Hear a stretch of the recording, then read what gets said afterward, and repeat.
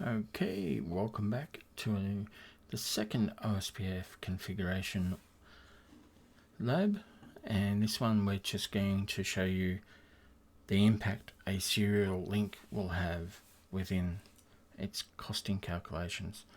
So on the routers I've put in a serial card, which is the 2T card, and we can connect them using a serial line.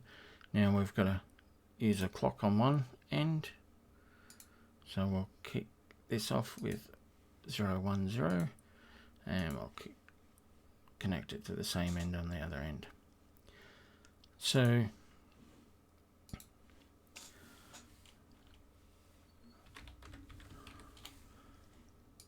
we need to configure the interface.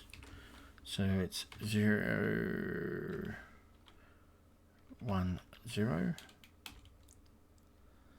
and we need an IP address. Now I used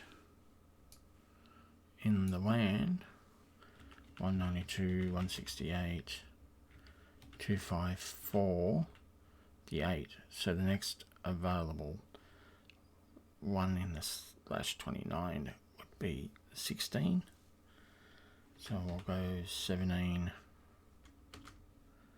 255 255 248, and our description will be serial WAN link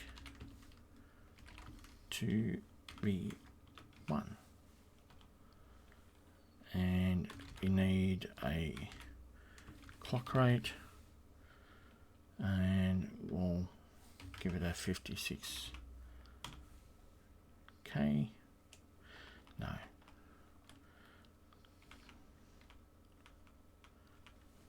Now it has a default clock rate on the base config. This is only required if your device is providing synchronization, as the lab is doing it without the intermediate service provider's equipment, but does the synchronization between your device and their network. We're emulating that, so that was the command to change the clock rate, and then do a no shut, and I'll bring up. So rinse and repeat on the other side.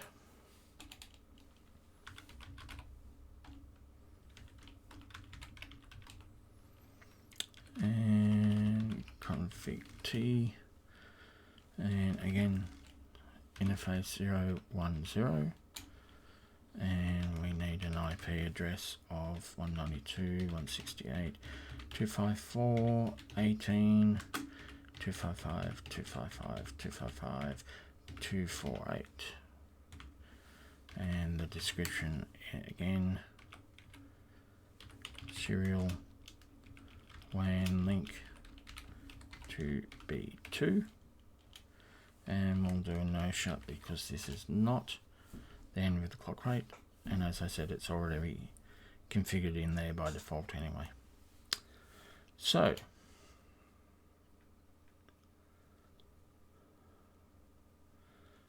our link is now up. Now it won't make any difference. Show IP interface brief, and we have a link going back into our LAN, our gigabit link going off, and our serial link. Now what happens when this goes down? Alright, we've got a backup old serial link that's not been decommissioned. It's been kept there as a secondary. So if we go into our, just before we do that, show IP route for reference. So you can see here our costs are 12s and 11s. Now if we simulate that interface, gigabit 1, which is facing outside, gets shut down, our neighborhoods get torn down,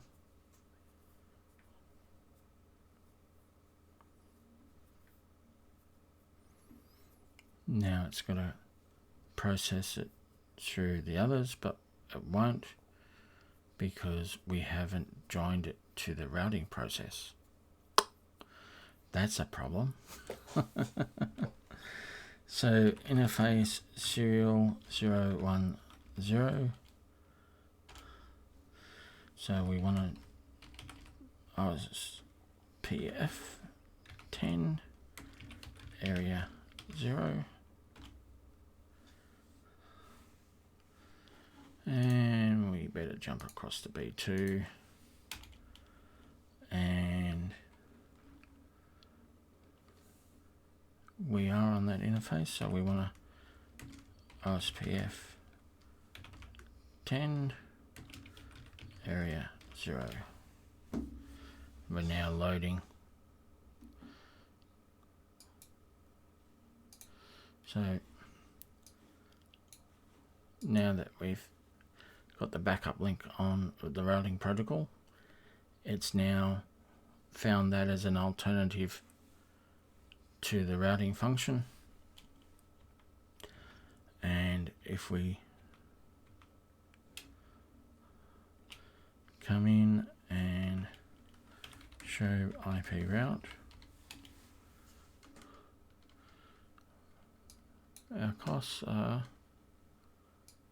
higher. So we've got some still at 11, but others at a higher cost. So it's still working out the pathing, because you'll notice we've got the 100s, the 200s, but where's the 10 to 60? So if we do a show IP protocols, it's got them all there. Has it updated the routing table? No.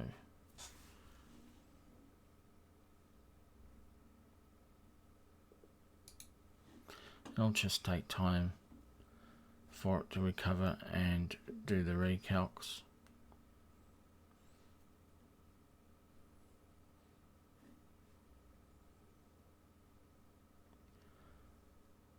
Now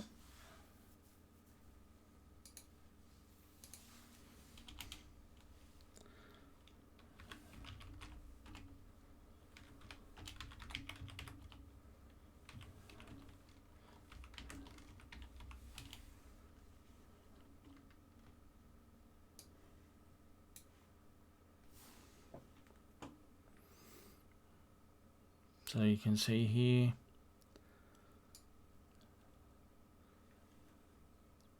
our networks from B1 have only been around for 2 minutes, and they now have a cost of 76, whereas the originals from branch 2 been up since the last lab. So you can see that it will recover on the older one and make it more expensive. Now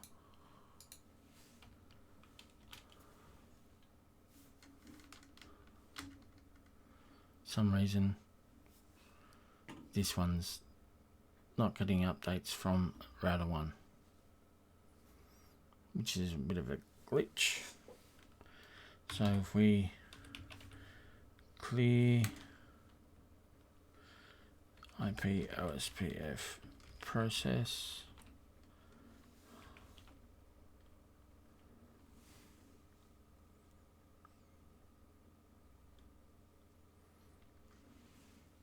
Because they were up in HQ, they should be up here as well.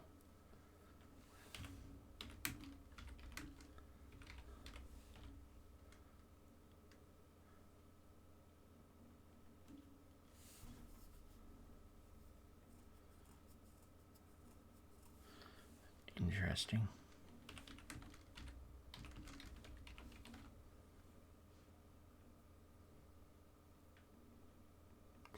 So it's receiving the neighbours. So this is wrong. This is Packet Tracer doing its little glitchy thing on me. Because the clearing of the processes, these should have all been torn down. And they haven't been. So I'll just leave it at that. Alright, so you can see there that it can be done, and hey, the techs have been working hard and have gotten the link to come back up.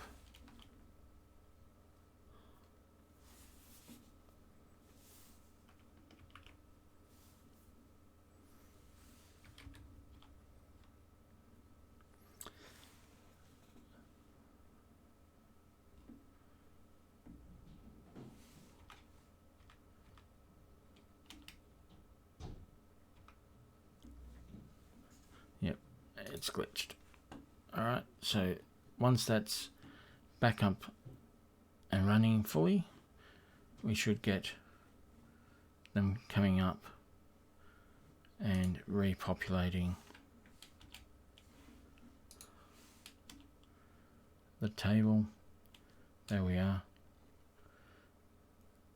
It's exchanged, loading.